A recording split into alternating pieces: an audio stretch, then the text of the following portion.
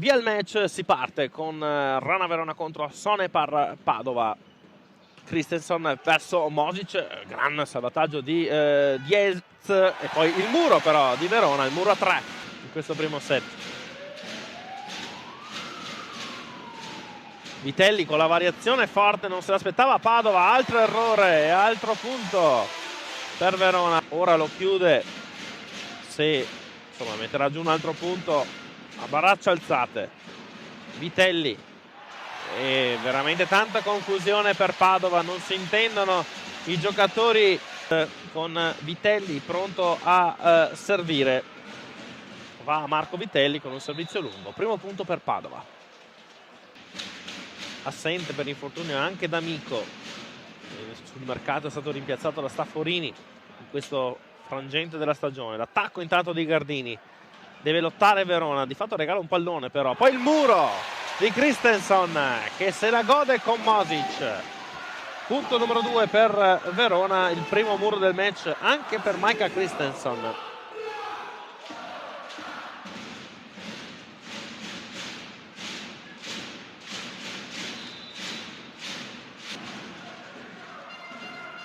Forte Held sulla rete, meno 2,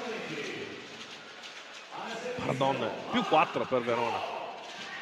Punto veramente liberato dalla panchina quasi, è stato questo un po' la sua mimica del corpo. C'è un tocco intanto di rete, forse un'invasione da parte per fare di nuovo spazio ad Arlan. Polo su Christensen ed Elkovic, il muro è lungo, il punto di Verona e ora sì che Verona è sul 2-0, 25-21, si cambia campo con Verona avanti nel punteggio. Primo set, il servizio di Darlan sempre molto importante. Ora si entra nel terzo set con il primo pallone mosso da Padova, con il servizio subito importante di Held, ma poi Christensen all'indietro verso Mosic.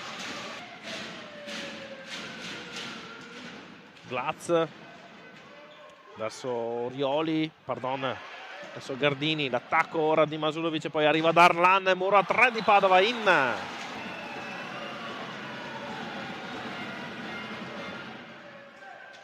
Glatz in ricezione, se la cava bene Christensen, apparecchia per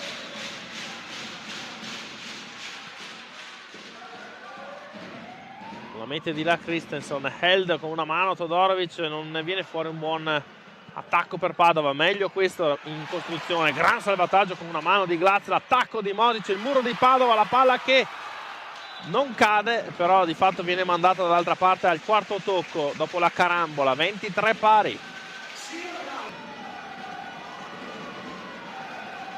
Polo, Glatz ancora molto bene in ricezione, attacco di Mosic, un match point per Verona. Planinsic che ha toccato pochissimi palloni in questo match, vediamo. In ricezione con una mano Todorovic, la palla carambola, poi il regalo di Padova, però Verona non conclude. Todorovic, Masulovic, muro di Verona, vince Verona 3-0.